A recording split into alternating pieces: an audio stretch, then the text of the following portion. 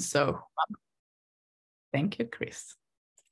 So I am Diana Salazar Foreman, and I am the Communications and Marketing Lead here at the US Digital Core. My pronouns are she, her, and I identify as a light-skinned Latina. And for accessibility purposes, I'll do a visual description of myself. I have black hair, is on like a bun right now, and I wear glasses, and I'm sitting in my office/bedroom from Alexandria, Virginia, in the Washington, D.C. area. And next is Chris. Hey everyone, thanks so much for sticking with some of the technical difficulties. Those are my fault. Also why I'm coming through you through like a somewhat sketchy looking webcam. My computer decided now would be the best time to update, so I am on a loaner. I am the Deputy Director of the Digital Core. My pronouns are he and him. I'm based here in Washington, D.C., and really excited to be with all of you today and to be joined by one of our fellows who we'll hear from a little bit later on, talking about her kind of process as an applicant. She was in your shoes just this time last year, and she made it to the end of the tunnel and proved that it is possible. And so we'll get to hear from her. But Natalia, I will hand things over to you to say a quick hello. Awesome. Thank you so much, Chris. Hi, everyone. Nice to see you. My name is Natalia. I am a US Digital Core Fellow under the Software Engineering track, working at the Centers for Medicare and Medicaid Services, otherwise known as CMS. And my pronouns are she, her. And unlike Diana and myself, Natalia is on the other side of the country in LA, if I recall correctly. You'll hear about that later, but we have people everywhere. Which is one of the cool things. But yeah, sorry, Diana, back to you. No worries. Okay, thank you, Chris and Natalia. So let me tell you a little bit about the program. The program launched in August of 2021 in a collaboration between the Biden-Harris administration and agencies across the federal government, including the General Services Administration, or GSA, which is where the program is hosted under the Technology Transformation Services branch that we like to call TTS. So you might hear us say TTS a lot. That's what we meant. That's the branch office where the Digital Core is housed and where we live. And it was launched as a 2-year fellowship for early career technologists. We had programs in government already for mid to senior level technologists. You might be familiar with 18F, or the Presidential Innovation Fellows. They're also hosted here at TTS, but those were programs for like more mid to senior level technologists. And we saw a gap on that entry level side of things.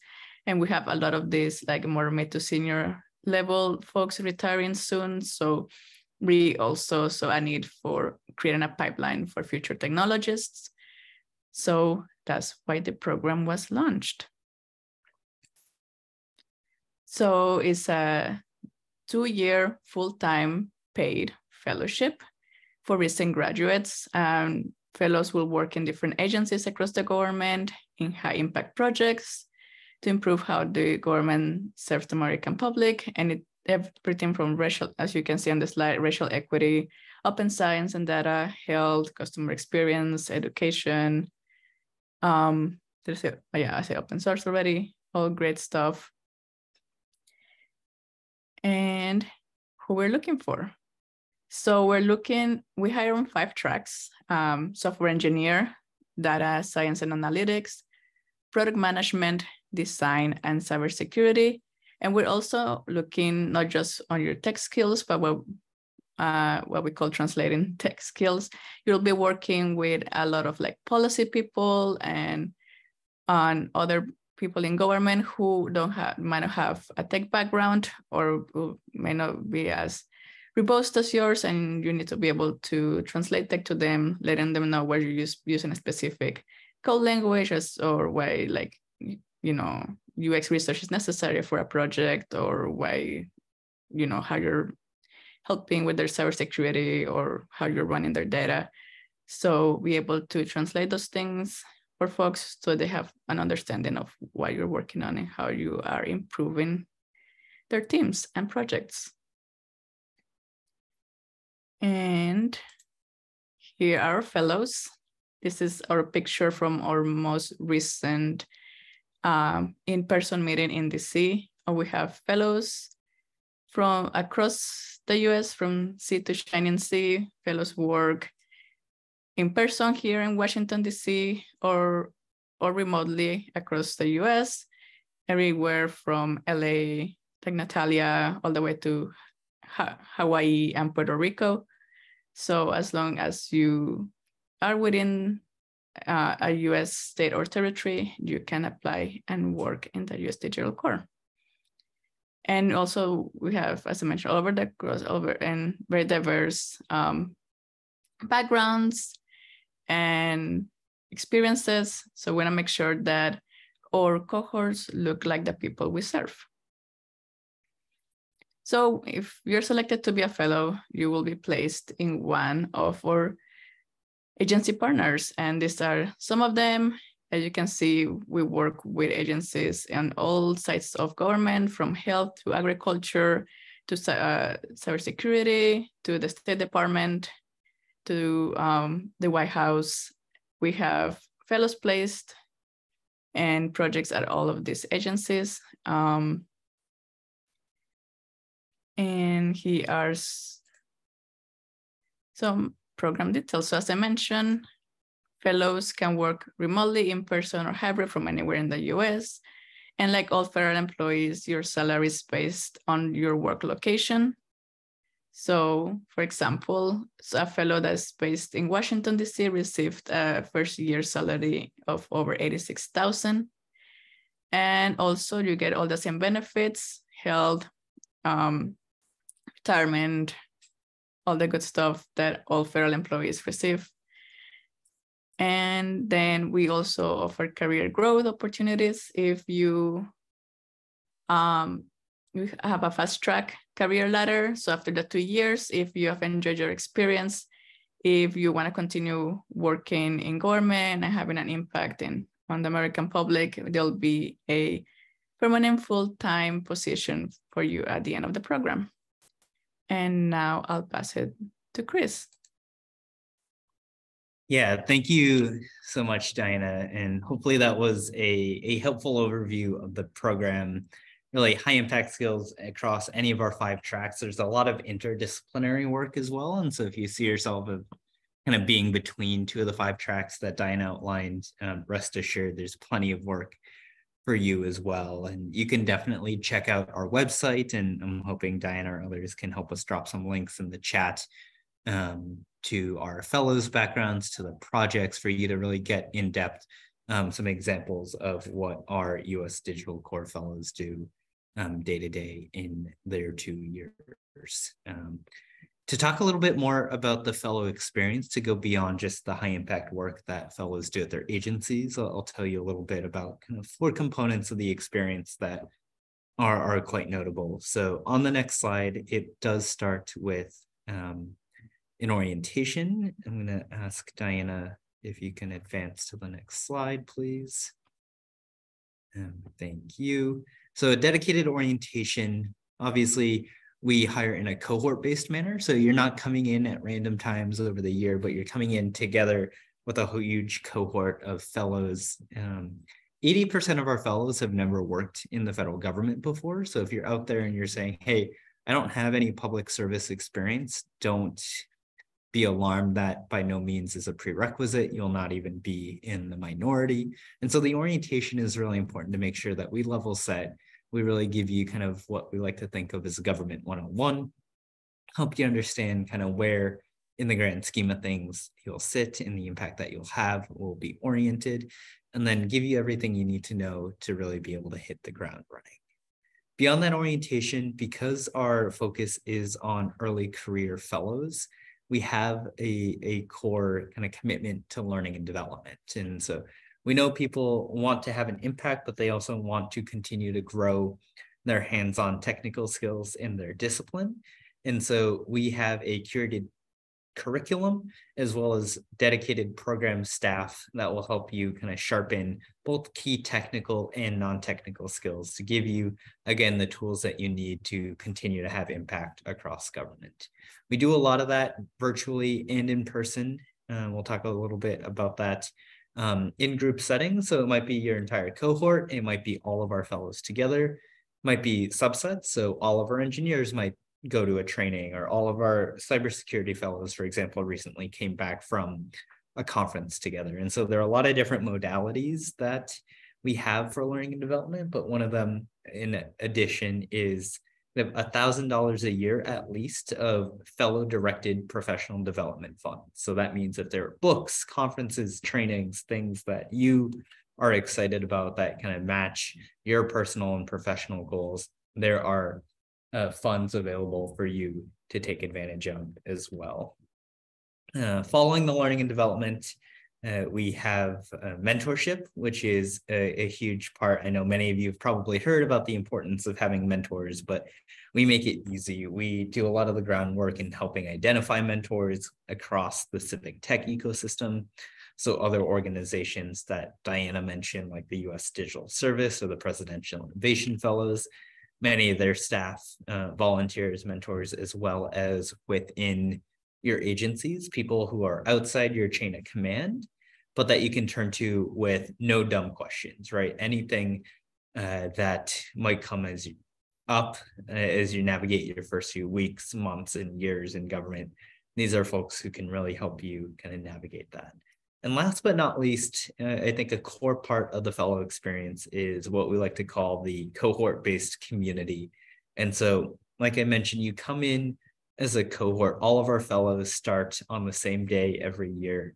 And so even though in this most recent class, for example, we had 48 fellows working at kind of over a dozen agencies, everyone has a home base here at GSA and in the digital core community. And so it's a great mechanism for personal kind of bonds and relationships that can kind of support you as you develop kind of personally and professionally. And so for kind of main components of the fellow experience, to dig into the community, there are a number of ways that we build community. We have things that we call IRLs, which stands for in real life. About 70% of our fellows work about 70% of our fellows work remotely across the United States, 20 different states and territories. And so having IRLs where we bring everyone together in person is critical. We also have ongoing speaker series that are either organized by our team or by our fellows or by our staff.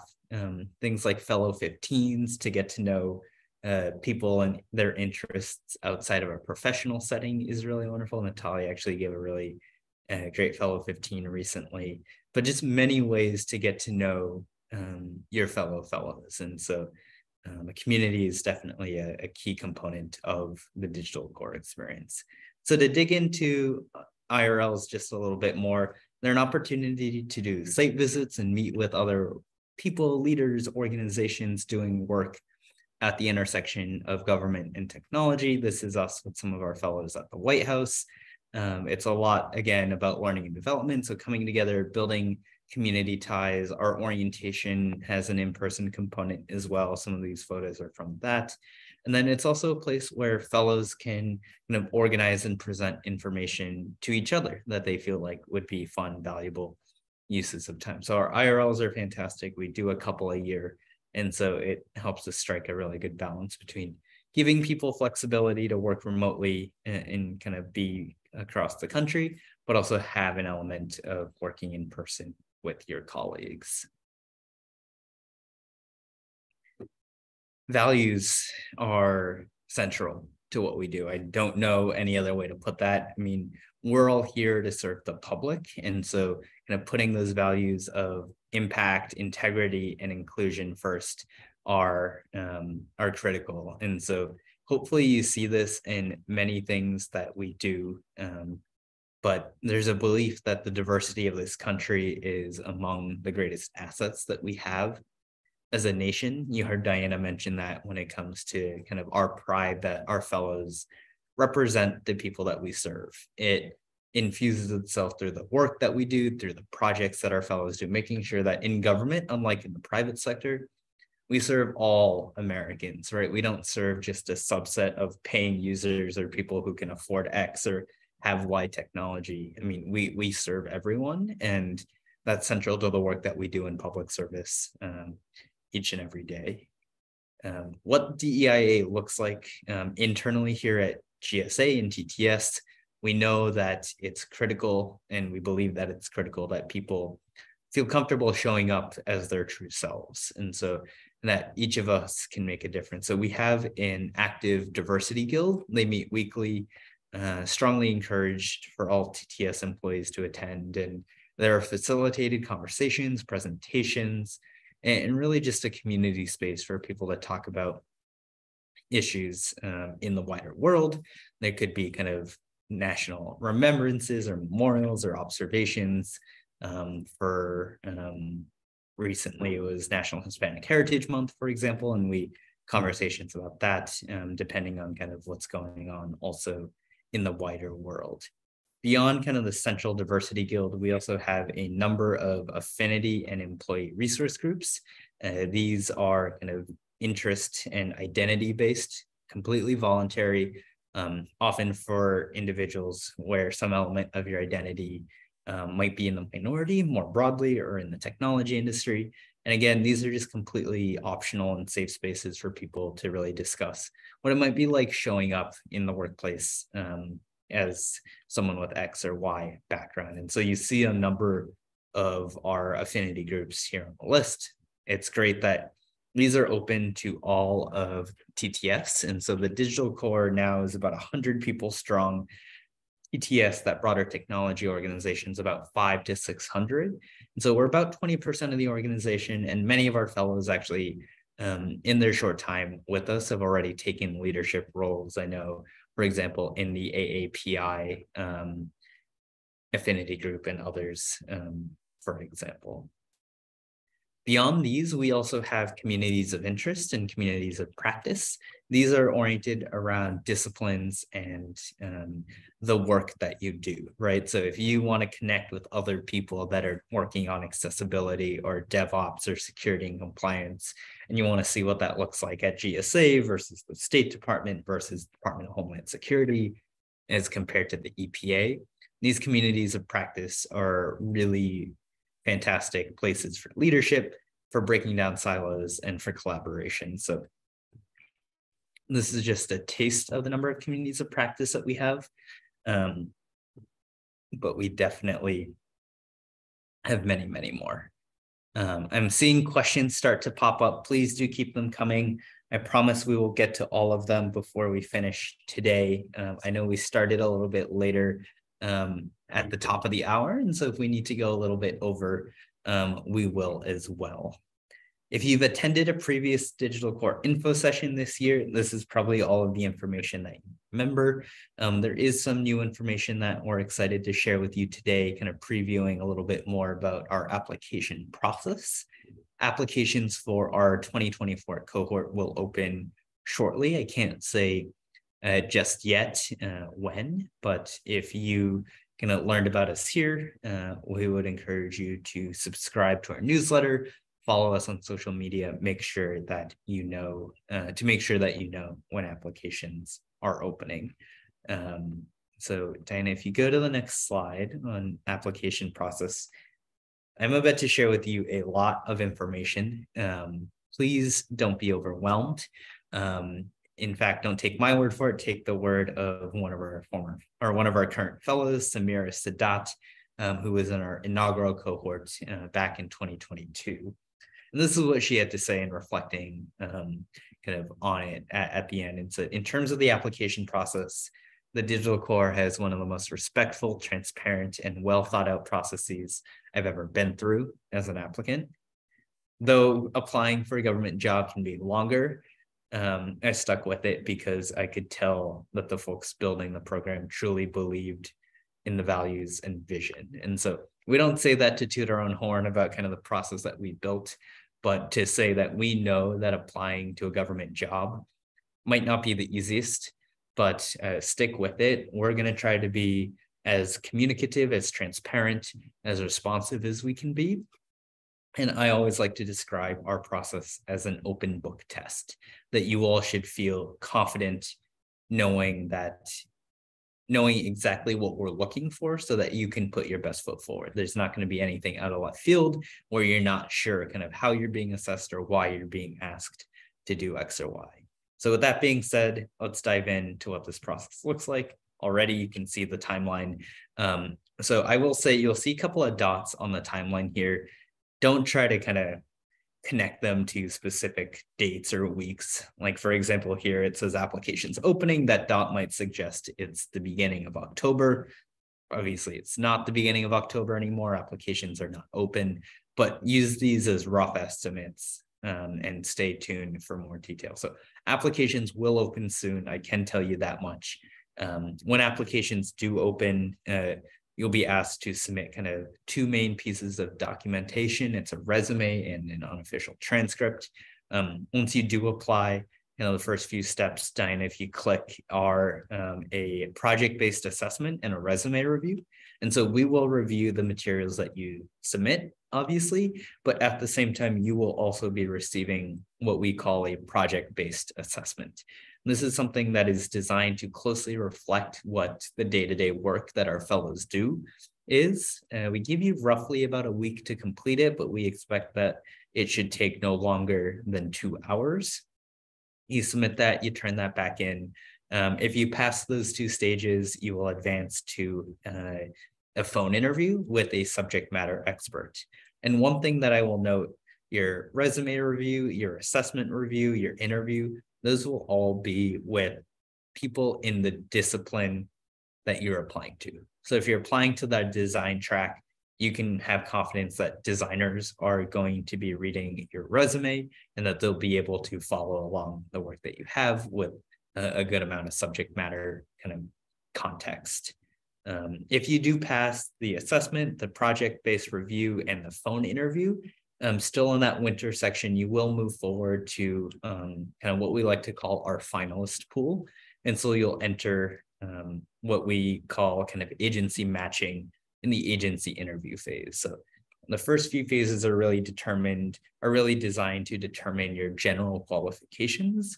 And then that agency matching and interview is really designed to fine-tune by understanding your background, your skills, your experiences, and seeing where they might be positioned to have the highest impact with the agency partners that are requesting fellows in 2024. So if you make it to our final stage, you'll get likely a survey from us that will ask you, hey, what impact areas are you interested in? What kind of teams might you want to work on? Do you want to work remotely? Are you open to relocating or being in person? And based on that, we will refer your application for interviews, and you'll actually do final round interviews with the agency that you would hopefully eventually get placed at. If you are selected, you would hear from our team with an offer to join the Digital Core. It's a very exciting phone call that we get to do. And then through the spring months, we'll work you through security clearances, onboarding, a lot of government forms. Again, we will explain to you at every step along the way just what we need. Again, most of our folks have never worked in the government before.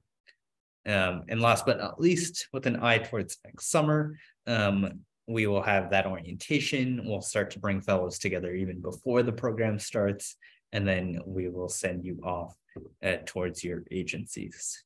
Before we move on, I will say we're doing an info session here before the process even starts. We'll tell you a little bit about what we're looking for in our best practices. But after you apply, if you do advance to the project assessment phase, if you do advance to the phone interview phase, and if you do advance to the agency matching phase, at each step along the way, we'll have another one of these info sessions, if not multiple, where we'll tell you specifically what that phase will look like in terms of how to put your best foot forward. So we're not going to explain all of it up front or like what exactly the interview will look like. But if you get to that process, if you get to that step in the process, we will definitely give you that information. But part of our goal is not to give you everything all up front, which could be kind of overwhelming. So trust that you will get that information down the line. All right, we are going to talk a little bit about documentation. I mentioned 2 pieces that we will look for you all to submit at the time that you apply. And so if you hit next maybe once or twice, Diana, we will ask for an unofficial transcript. This does not need to be official, but basically we're just looking for something for proof that you are enrolled or that you were enrolled with a graduation date, either actual or projected. These can be unofficial for now, but know that if you are selected, one of the prerequisites is an official copy, and we'll be in touch with kind of who to send that to. And we're also going to look for a resume. You may have heard something about like a government resume or a federal resume. We'll tell you a little bit about what that looks like in a digital core specific context. Up to 3 pages of your resume will be reviewed. No more, no less. No more. If you don't submit 3, we will review whatever you do submit. Note here that cover letters, recommendations, letters of reference are not required. And in fact, if you do submit them, we are not going to review them.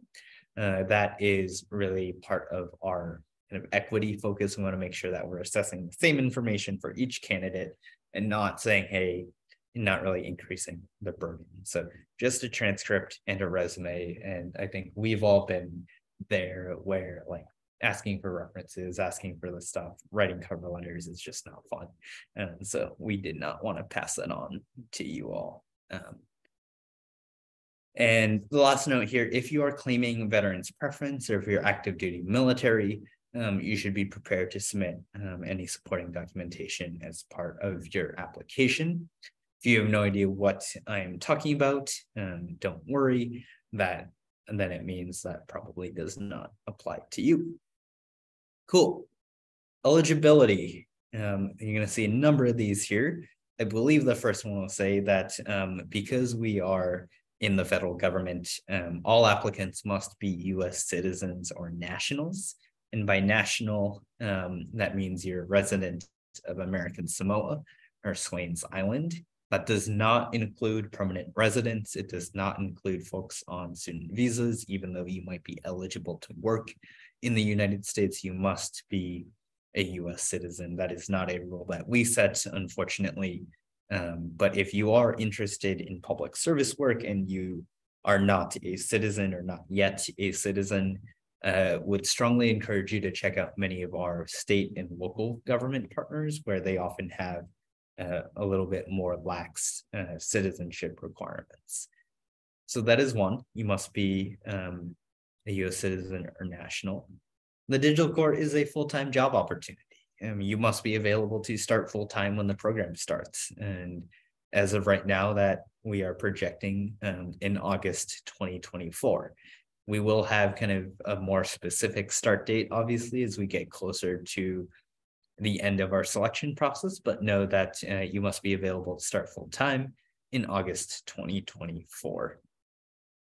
You must be able to pass a government background check. And this is not like a super top secret, like spy security clearance thing. For most of our fellows, most of our fellows are cleared at the minimum kind of public trust level, which is no more than a private sector background check for any job that you might take. Again, we'll give you all the information that you need to fill out that part of the process. And this is probably going to be the most specific, so I'm going to spend a little bit of time on it. The digital core is based on a hiring authority here in the government called the Pathways Recent Graduates Program. And so you must be eligible to apply under one of the provisions in the Pathways program, which are going to be detailed here below. Either you have graduated within the last 2 years from the date that you apply, from an accredited institution of higher learning. It can be an associate's degree, it can be a bachelor's degree, it can be a master's or a PhD. It has to be accredited, it has to be within the last 2 years. Second, you're currently enrolled in an accredited institution and that you're projected to graduate by July 14th, 2024. So that means you are in the class of 2024. You might be in your senior year. You might be in the final year of a master's program, anything like that. If you're currently enrolled and scheduled to graduate by mid-July, you'll be eligible to apply. And then last but not least is if you are a preference eligible veteran and you are precluded from applying within 2 years due to a military service obligation. And if you meet all the criteria, you have 6 years instead of 2 since the date of your application. So just to recap, you must have gone to an accredited institution. There's a link here when you receive the slides to the U.S. Department of Education, where you can search for your institution. If you are wanting to check, you're currently enrolled and you will graduate, or you are a veteran, which means that you have 6 years instead of 2. These are the eligibility criteria. If you do have questions, please drop them in the chat, upvote others. We will get to them. And then last but not least, being eligible for the position and then qualifying for the position in the federal government are 2 distinct things. And so you must be eligible, which means meeting kind of the first 4 bullets here. And then you must also qualify for the position that you're applying for. And we'll talk about that in just a second. But this next slide is something that is going to be new for the Digital Core here in 2023. One of our 5 tracks in data science. If you're going to be applying in the data science track, there are additional eligibility requirements. Whereas Pathways, the recent graduates program, says that any degree of higher learning is acceptable. If you're applying in the data science track, you will need at least a degree at the baccalaureate level, so a bachelor's or above, in mathematics, statistics, computer science, data science, or another closely related field. Or you'll need to have taken enough courses in those fields to be able to show that it was kind of, quote, a major field of study for you.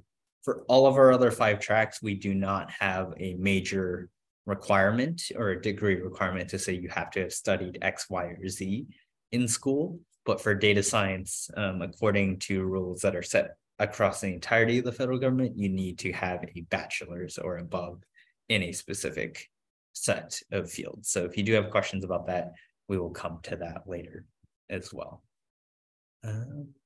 Wonderful. Eligibility is one thing, qualifying is another thing. And there are 2 ways to qualify. You can qualify with education, you can qualify with experience. Now you're kind of following me about how this can be confusing. In education, to qualify at the kind of for the positions in the digital core, you need an advanced degree in a technical field. And it can be a master's, a PhD in a technical field related to the track that you're applying in. If you want to qualify with experience and you don't have an advanced degree, don't worry, you don't need one. You can qualify for the digital core with what is considered 1 cumulative year of full-time work experience related to the track that you're applying to.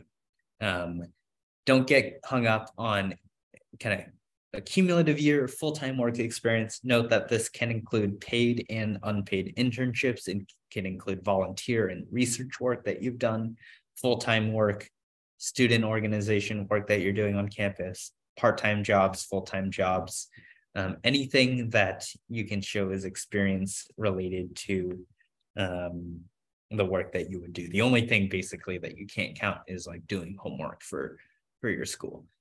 So you can have like 4 3-month internships, 2 6-month internships, or if you have part-time work, it just has to add to a cumulative year of full-time work experience. And there are things on your resume that you can do to note kind of what that looks like. Wonderful. Seeing a lot of questions come up, which is good. We'll try to, of course, get you all answers, but hopefully This is helpful. Like I mentioned, your resume is going to be reviewed by subject matter experts. We have no algorithms. Again, no machines, no robots reading resumes, just humans, multiple humans, in fact, for each resume. We can't formally limit the length of the resume that you submit, but we can limit how much of the resume that we review. And so up to 3 pages of your resume will be reviewed. We're going to review the first page of your education. So starting where education shows up on your resume, we will review a page. And starting where experience shows up on your resume, we'll review 2 pages. So we do not want people to have to spend a ton of time building a 5, 10, 15-page resume that sometimes you see in government. And so this is us saying we are only going to review up to 3 pages of your resume. Let's see.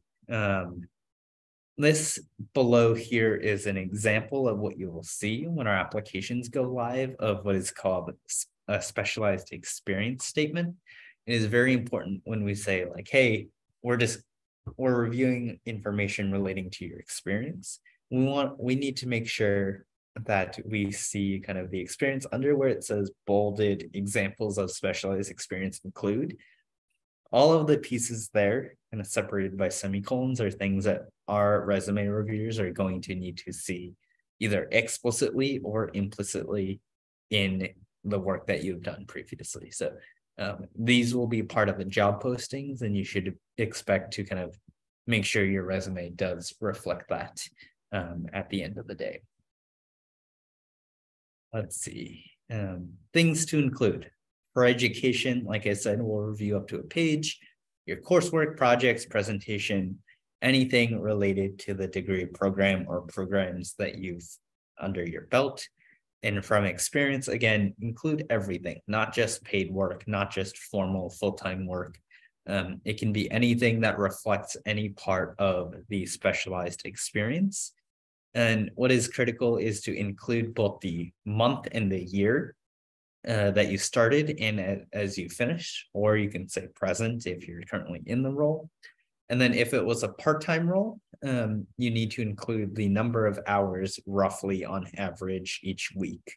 Again, when we say we need to see cumulative year of full-time work experience, if you're working 20 hours a week, for example, you would need 2 years in that role if that was your only role to reach a year of full-time experience. So include the month and the year. That's going to be critical. If your resume says like, hey, I did an internship in the summer of 2023, our subject matter experts are actually instructed to disregard that entry, because we can't discern if summer was May to September, June to August, or literally like a 1-week internship that you had. So you need to have the month and year for the start and the end. And we typically will recommend, instead of having a section at the bottom of your resume saying, hey, skills and languages, and listing all the programming languages, for example, that you know, we encourage you to weave each of those kind of skills, languages, frameworks, whatever they might be, into the body of each description. So even if multiple entries say, hey, I worked in Python and R to do this and that, you want to be able to contextualize how you used skills in programming languages, not just assert at the bottom that you have them, because then we can't tie it to like a length of time, for example. You can have a skills section, but we'd encourage you to also kind of tie it into the others as well. Shortly. Okay, we are going to try to do this. Again, I'm on a loaner laptop, so if this does not work, I will say that we have some sample resumes from current Digital Core Fellows who have volunteered kindly to let us showcase them, and they will be made available on our website as well after the fact. So Dinah, if you stop screen sharing, I'm going to see if I have the power to do such things. And the lights just turned off in this room because I have not moved in a second. So that's how things are going. All right. Can you see my screen? Yes. Okay. you probably can't see me because I'm literally sitting here in the dark. So I'm going to get up and walk around and I'll be right back.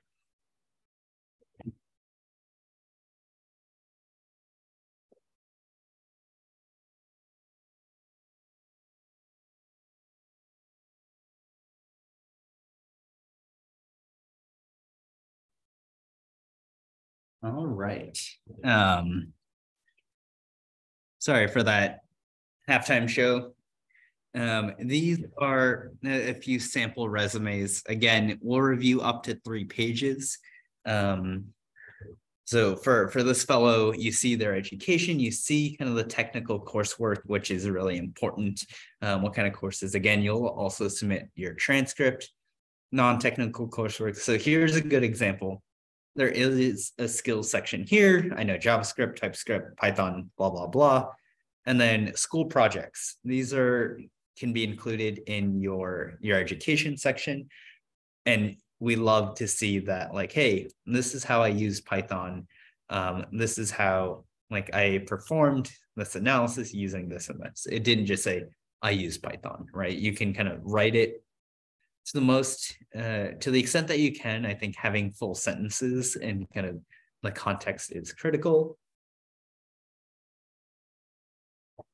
Again, down here, we'll review the first page of education. So we get to hear, and even if there was more education, we would stop reading. But work experience starts. And so, all right, number of hours per week, that's fantastic.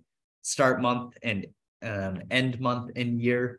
And then saying, hey, this is what I did using these skills. Bolding them is a style choice, but it can help kind of us catch our eye. Again, other internships, length of time. So our subject matter experts would actually count the number of months and kind of to see if you had kind of that full-time work experience. And again, side projects, these are things that are you're able to include. Again, experience does not just have to be full-time. So you see here, this fellow had, looks like 2 summer internships that were 40-hour a week, and then kind of worked ongoing as a junior data analyst between 8 to 10 hours a week, and then also worked as like on a startup X hours a week for this time, doing a bunch of work. And so include projects, include volunteer experience.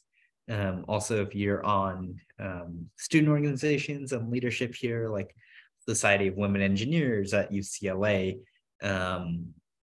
there are parts of the specialized experience that talk to communication, that talk to problem solving. So even if it's not explicitly technology, but you think it relates to the competencies in the specialized experience, please do include them. So this is a really great example of a resume. It has all the dates, everything is super clear. It contextualizes the skills. It doesn't just include full-time work experience or internships, because I mean, if I'm looking at it here and they only included their 2 summer internships, they probably don't get to a year of full-time work experience, right? June through August, that's 3 months. Here's another 3 months. So I see 6 months of full-time internship experience. We still need 6 months of kind of everything else to get to a cumulative year. And so that's where kind of including a lot of other examples comes from. Couple other, this one is a little bit small. Let me see if I can zoom in. Sorry, like Zoom toolbars everywhere. So there's another fellow coming from the University of Puerto Rico, Mayagüez. Again, we would review the first page if there was a first page, but this is kind of really all that there was. And then experience. So this candidate actually only submitted a 1-page resume. You don't have to submit 3 or more, but if you feel like you have all that you need to say within the 1 page, sure, if you want to play it safe and include a little bit more, you're welcome to. But again, start month and end month and date. If we don't see a number of hours per week, we will assume that it is full-time, but if it is not, please do tell us. And kind of, again, explains kind of the tools that you used, in the context that they use them, in addition to having kind of a section at the top. So the section at the top is helpful for other purposes, perhaps down the line, but don't only have that. Kind of tie them in to each of the examples. And one last example, this is a 2-page resume. Again, someone with a bachelor's degree, relevant coursework, internships, start month, end month. Let's see, internship, data analyst and researcher if it's remote, research and projects. So a lot of really great work. Many examples, again, we have people coming, it just happens that all of these folks are coming from undergraduate programs. We do have folks, again, who are career changers and the like as well. So we will provide these as samples for you to look at. They are not meant for you to kind of copy and paste the formatting and style as if that was what got them over the finish line, but it's really kind of this focus on giving you kind of a structure to play off of. And let's see, I think we have a few more slides, so I will see if Diana can pop those back up for us, and then we will get to all of your questions. Wonderful. But before we do that, I think this is where we bring Natalia up to the stage. Natalia, thanks so much for being here. I know you have put a lot of work into you put a lot of work last year into applying, into being here. You may remember like info sessions like these as well. But before we dive into your experience in any of that, would love to just kind of hear a little bit more about you. Like, tell us kind of what you were doing before you applied to the digital core, what you studied in school, and maybe kind of what inspired you to apply. For sure.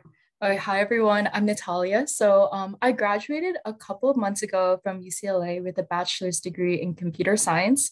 So the fellowship is my first job. Before the fellowship, I spent a lot of time, a lot of my experience I've gained in software engineering. I've gotten through involvements with student organizations and on personal projects. So for instance, the student organizations I was a part of was many that was focused on building software projects, which I did include in my resume. There was one that was a student org that was social good oriented, where we built technologies for nonprofits. And then the second one was I did a lot of personal projects, specifically group projects with my friends. One of the initiatives we did is that we built a mobile app that helped support student small business owners at UCLA, and we launched that onto campus. So overall, just the things that I've done outside of my classes is kind of how I gained my experience and am here today.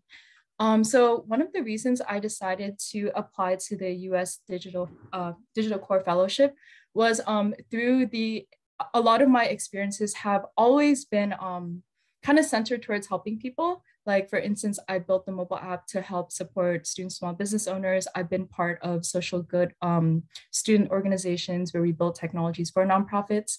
So I don't know, I think it was always through those projects where I felt the most proud of. And then I realized that my goal in my career is that I just want to be proud of the things that I have done and that I've contributed towards. And so what I've learned through college is that the main thing that really makes me proud is just helping other people and empowering other people, especially from those that from underserved populations.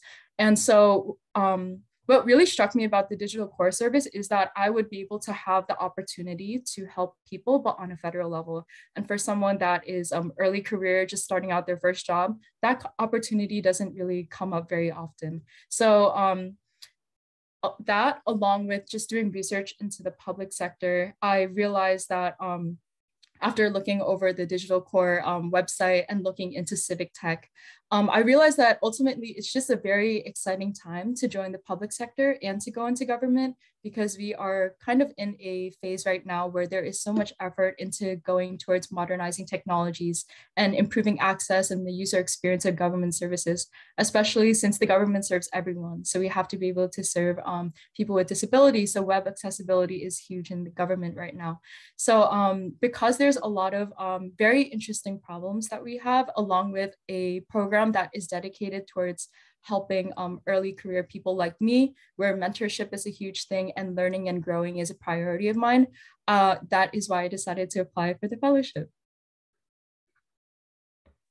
Wonderful. And I am glad that you saw a lot in what we're doing in the work that you were doing previously. And I know it says here, I mean, you're working as a software engineer at the Centers for Medicare and Medicaid Services, and it's an agency that kind of supports like a huge part of the healthcare system in this country. And I don't think I have gained kind of even kind of the right level of appreciation for that. But can you share a little bit about kind of the team that you're on, the work that you're doing at CMS? Okay, for sure. So at CMS, I work under the Open Source Program Office, where we manage CMS's open source software and ecosystem. And right now we are at a very kind of like beginner stage. Like open source isn't a kind of like big endeavor going on in federal government right now. So we are essentially working on kind of defining and implementing strategies, policies, and best practices to guide open source development efforts going on in government. So my main project right now is that we are developing a website. So this is myself along with another fellow, Isaac. We're both in the same team. So we're working together to build a website that tracks metrics going on in all software repositories under the CMS's GitHub organization. So the metrics that we are tracking, that we are going to put on the website, kind of tracks activity going on within these repositories. So for instance, number of pull requests, number of issues, the amount of time it takes from a pull request, from an issue to be open to closed.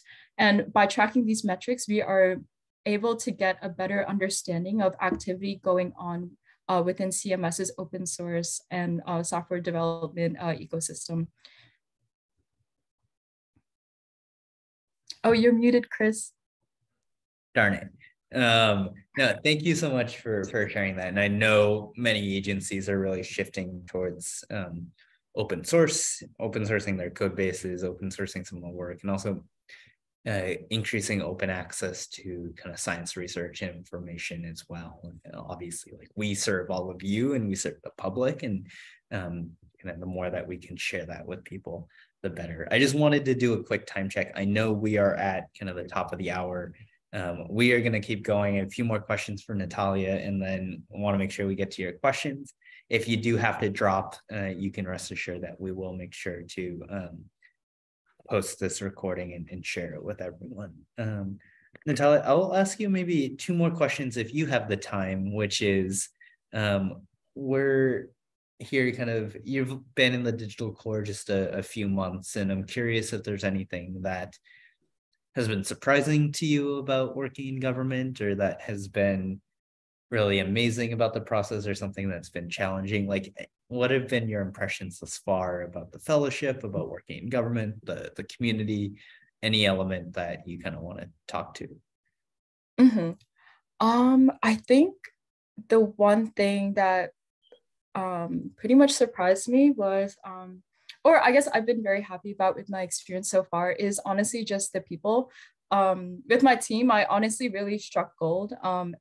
As one of the younger members in the team, everyone has been very open and welcoming towards having me on the team, and really kind of allow themselves for me to like ask them questions about the space, because government, there's so much going on within government.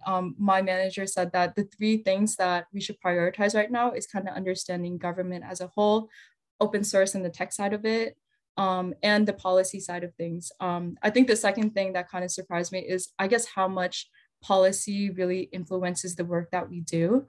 So because of that, I don't come from a policy or humanities background. I've been diving into kind of a lot of the policies that kind of other departments have released based on open source software, and really kind of familiarizing myself on how these kind of guidelines affect the work that we do. And third, I'm also just very surprised about just the amount of innovation going on within government. I think back when a year ago, when I was just applying to the fellowship, I was very hesitant about taking a job in government, just because like I just had this, I just always thought that government meant like, oh, I would be working on very aged technologies and I'd just be like maintaining legacy software, but I kind of want to be working with modern technologies and kind of like at the forefront of innovation with that. But what I've seen so far during my time here is that there are so many initiatives to kind of modernize technologies. One of the interesting projects that I've been keeping my eye on within government is called the US Web Design System. And it's essentially a component library that you can use to build government websites. And the component library is kind of centered around web accessibility. So helping those with disabilities navigate these government websites. So I am just honestly so surprised with like how much there is to learn, and how the people that are kind of doing the really important work behind the scenes, how passionate they are about kind of helping the public. And overall, this experience has pretty much very kind of humanized government for me, because kind of just being at the sidelines and just interacting with government services just through websites or like going to the DMV or whatnot, I haven't been able to really meet people behind the scenes and see how much they really care about the work they do. Pleasant surprises are definitely the best surprises. So I'm happy that that's been your experience. And thank you to whoever just shared the web design system in the chat.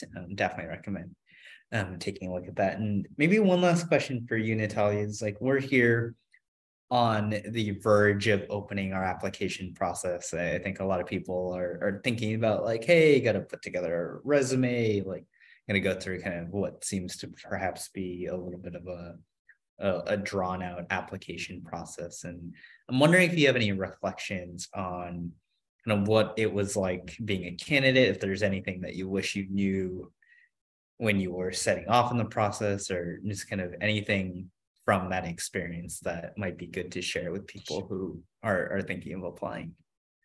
For sure, yeah. So a year ago, yes, I was in your shoes, everyone. And I was in my senior year looking for my first full-time job. And I would say that my experience applying to the fellowship was very different compared to other recruitment processes I've been through. I personally think the primary thing that made it very different was that it allowed for a resume up to 3 pages, which was not very typical in my industry, specifically for like entry-level folks. I was always told that we should only have up to a 1-page resume. And so because we have 3 pages of real estate, I really decided to maximize everything that I could onto those 3 pages. So I would say that my advice for everyone is to really just include everything you have done in college, especially if you are someone that's studying for their bachelor's degree.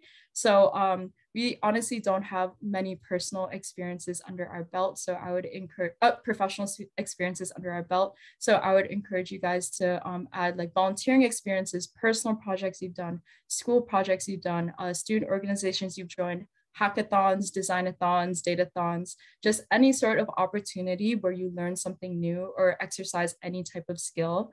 I would put it on there because that really shows a lot of value in terms of your skill set and how you're able to learn new things.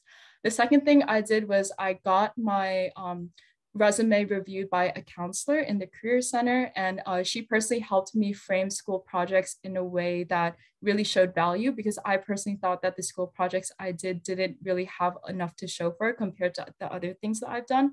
So I would recommend using your college career services. And then so overall, I remember when I finished making my 3-page resume, I was like, wow, you know, I actually did so much in college, and I am really proud of everything that I've done. So I hope you guys get the same feeling when you're done writing the 3 pages. the second thing about the recruitment process is that I would say that, as Chris mentioned, after every stage that you go through in the recruitment process, he hosts an info session where they go over how you made it to that stage and kind of next steps that you need to do for the next stage. And I really, really appreciated having those info sessions, just because since this is a very long process, it can be very easy to for many people to get confused about what sort of things we had to do. So having that info session and attending it and being able to have the space to ask questions really built a lot of transparency and trust on my end. So that's something I really appreciated about this recruitment process. Awesome. Really great advice. And I don't even think I've heard you tell the story of kind of having more space on the resume kind of gives you more space to kind of reflect on all the things that you've done, right? And I think exactly that reflects our view of experience is not just a limited set of things that you're getting paid to do in like this setting. We really care about wherever you've gotten the skills that you need to do the work, and kind of hoping to give you a little bit and giving everyone a little bit more space to showcase that on your resume. So Natalia, thank you so much for spending some time for applying way back when, going through the process, and then kind of sharing your background here. And so I think with that, Diana, if we go to the next slide, we'll get to a very quick quote from our boss, the president, several layers removed, admittedly, but the president wrote to our first class of fellows last year. There are a few times when people are given the opportunity to do something that will fundamentally shape their nation, and that's what you'll do each day as part of the U.S. Digital Corps. Public servants are the lifeblood of our democracy. They increase trust and deliver on democracy's promise of making a real difference that people can feel in their own lives. So if you needed any additional encouragement that the work is meaningful, it's impactful, and you didn't believe me, hopefully you can take it from the president. And last but not least, we will get to all of your questions here, but if you do have kind of more individual questions, on this next slide, you'll see our email inbox as well as our social media channels down in the bottom left. Feel free to reach out to us with kind of questions that we might not get time for here, or more specifics. Follow us on Twitter and LinkedIn. Subscribe to our newsletter. If Diana, you can drop those links in the chat. Those will be the best ways to make sure that you hear from us when our applications open. And now this is the time where we try to speed run all of the questions that you've submitted. So thank you to everyone who has submitted. And to those of you who have upvoted questions, we will prioritize based on the questions that the most people had. Is this program only for new grads or career changers as well? We have a number of career changers in the program, people who have gone back to school, who have reskilled, people who were librarians and chemists and corrections officers who are now in the Digital Corps. So many career changers as well. Do check out our fellows website to be able to take a look at that. Do bootcamp and similar graduate certificate programs meet the qualifications? I do not see any listed. So, Michael, this is a really good question. It will depend on your specific bootcamp and whether or not. I know many bootcamps are not accredited. This is something that the Office of Personnel Management is looking at changing, but we are really still bound to their current description. So this is a place where if you have gone to a bootcamp or a certificate program and you're not sure, we would encourage you to reach out to us on our email, and we can kind of help advise further. Melanie has a question. Can I apply if I graduated 6 years ago?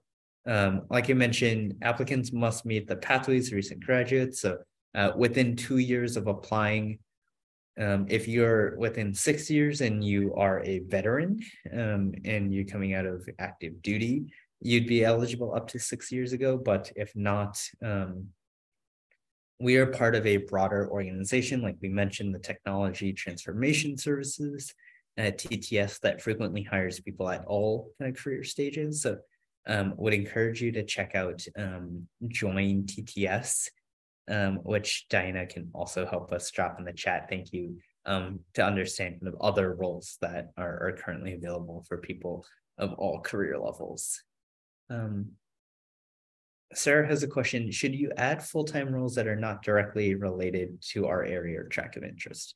I would say on your resume, only add things that speak to the specialized experience statement that you'll see on the job announcement. And so if you worked, for example, as a landscaper or a baker or something, a nurse that was just completely firefighter, whatever it might be, but unrelated, would probably not include that unless you thought it connected to one of the competencies that we were looking for. Again, you only have limited real estate. And so unless you think it adds value, we're not looking for a full set of all your activities. So don't be worried about if there are gaps in your resume, anything like that. We're just kind of looking for the experience that you might have, if that makes sense.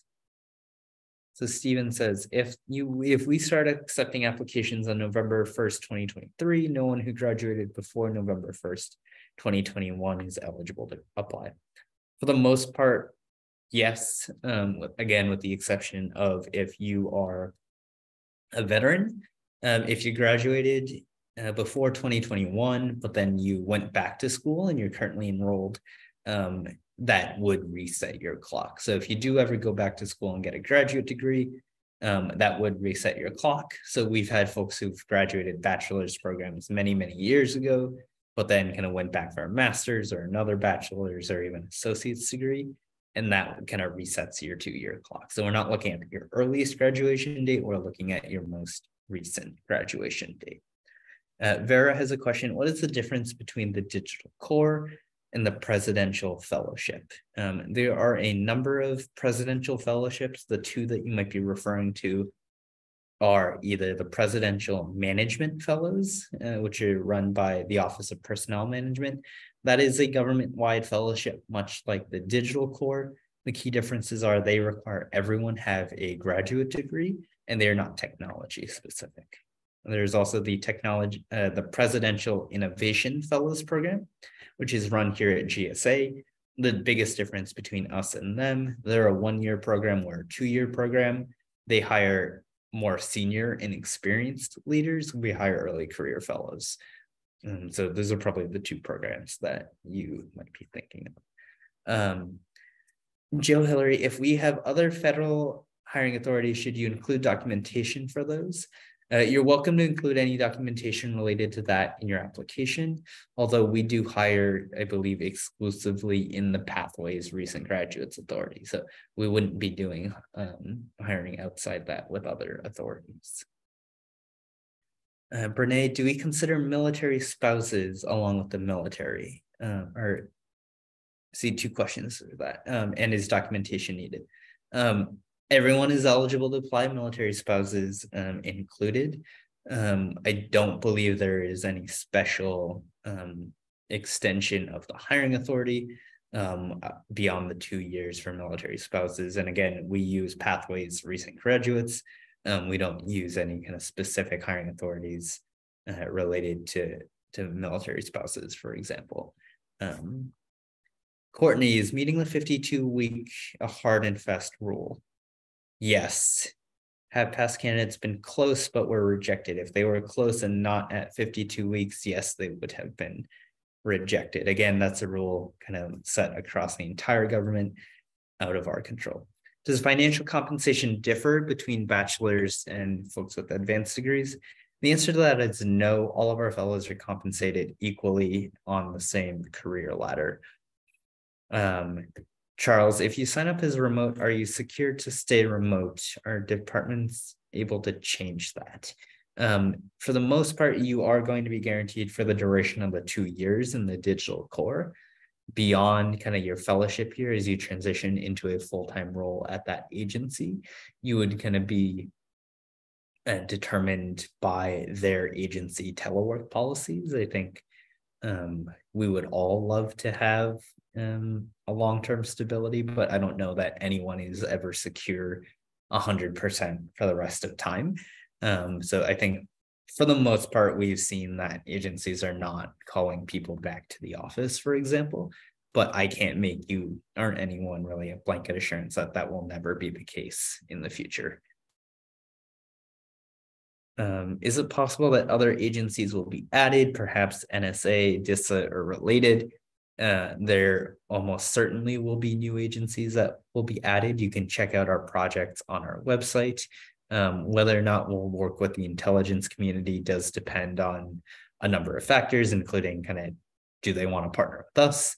Often many of them are quite successful in hiring themselves and might not look to a program like the Digital Core. But if they are interested and they kind of fit what we're looking for, we would be happy to work with them. Sebastian, can I still apply if I graduated from an accredited program over 2 years ago, switched careers, and graduated from an online bootcamp certificate within the past 2 years? If that online bootcamp certificate was accredited, you would be able to apply. If not, unfortunately not. Feel free to email us with specifics. I'm happy to look into that. If you're just starting your grad program, do you submit your undergraduate transcript? If you are in graduate school, we'd encourage you to submit kind of both transcripts, all your transcripts. That will just help us down the line. Great question, Sarah. Anisha, for software engineering, is there an expectation of having multiple pages or a one-page resume is okay? As you saw in the examples, we have people submit 1, 2, 3, 10. We will review up to 3 pages. There's no penalty for more, no penalty for less. It just uses as much space as you think you need. How many people do we estimate will be part of this next cohort? That is a great question. We've had 38 fellows in our first cohort. We're going to have 48 in our second, or we had 48 in our second, which is where we met Natalia. We do imagine the program will grow in year 3. As to specifics, I can't say.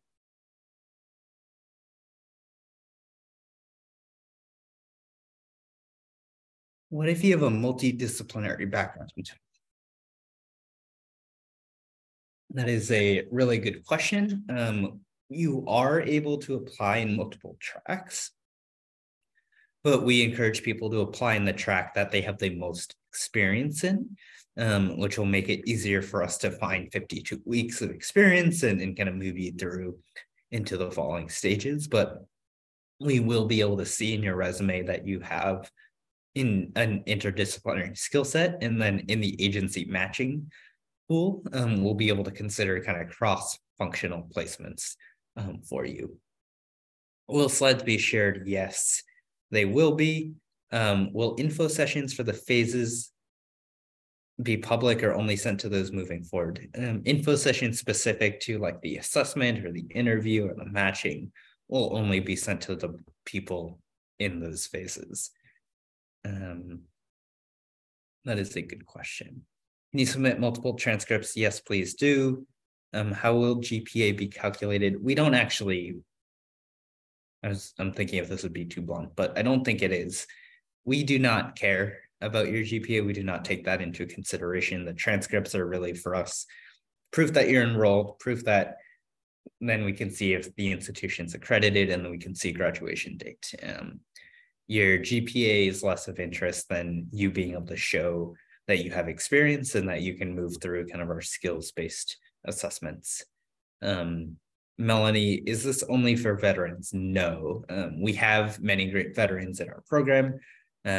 Most of our folks are not veterans. The only thing that veterans receive that non-veterans don't is a longer window within which to apply, 6 years instead of 2. Michelle, do the 3 eligibility requirements all have to be met? If you're asking about, do you have to be a US citizen and able to start work, and that like you have to do all of those, but there were 3 sub bullets within the pathways recent graduates, you only have to meet one of those. You either like graduated within the last 2 years, you're currently enrolled and will graduate, or you're a veteran and graduated in the last 6 years. I think those are mutually exclusive and hopefully exhaustive as well. So you only have to meet one of those. What if you graduate September 2024, but able to work full-time before then? So the eligibility does require you to graduate by July 14th, I believe is the date.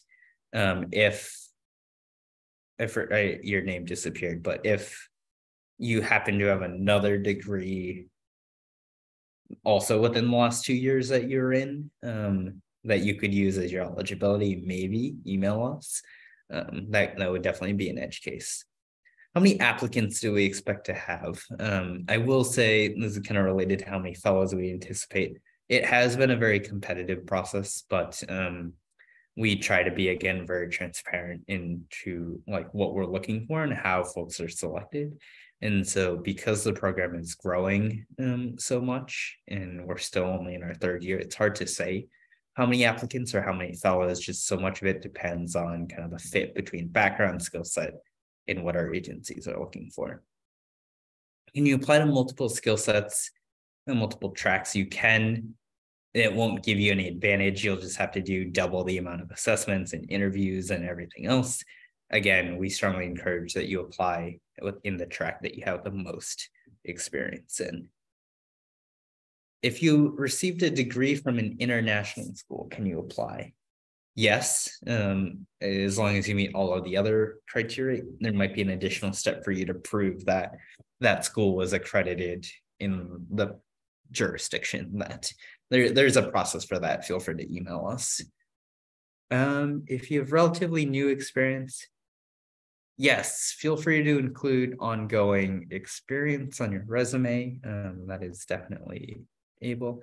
Is it possible to have too much experience? No, with the exception of saying there might be other programs out there that might be a better fit for if you're further along in your career. So join TTS and USDS, the US Digital Service, might be 2 places to look. Diana mentioned those in the chat. Do projects that you've done on your own time qualify? Yes. Please do include those if they are related to the track that you're applying in.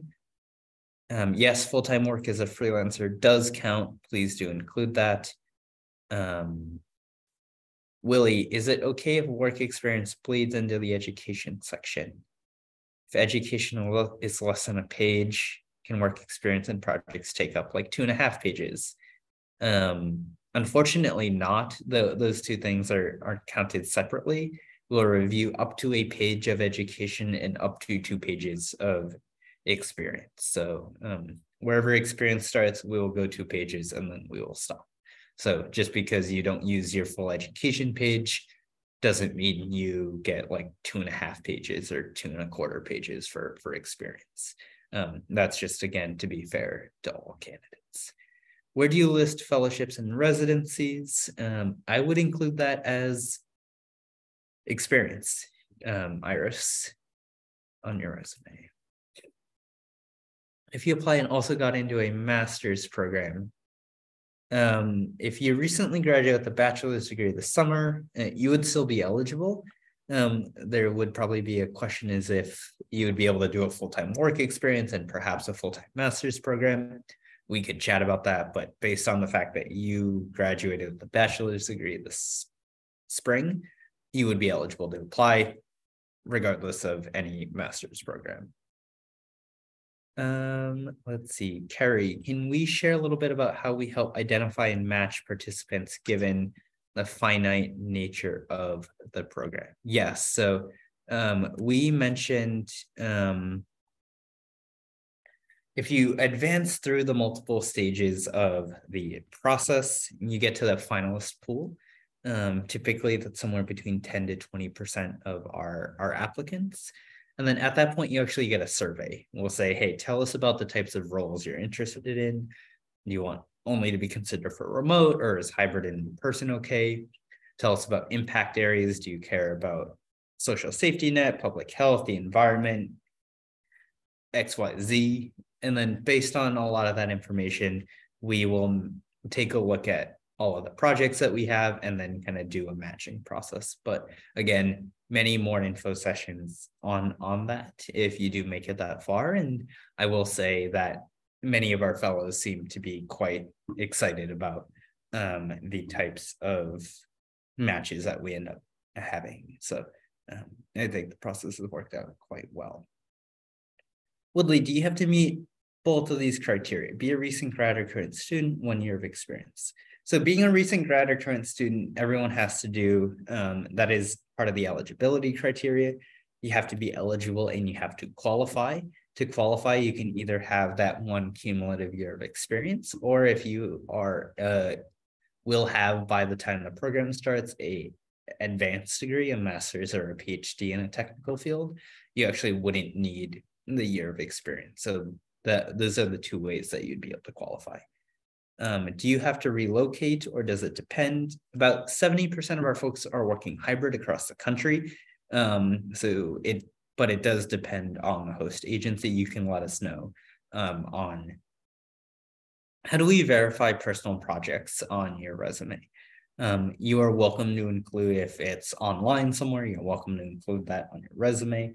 But again, there's also a reason why the resume is not the only thing that we're looking for, right? There's a hands-on assessment that is really saying, hey, do you have the skills that you told us you had?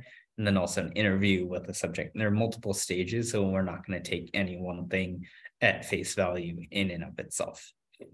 Jennifer, if I get a bachelor's degree 4 years ago, going back to school for an associate's in digital forensics, I think, Jennifer, it might depend on if you're a veteran, when you're planning on graduating your associate's degree, and some other details of your case. So feel free to email us. We'd be happy to take a look.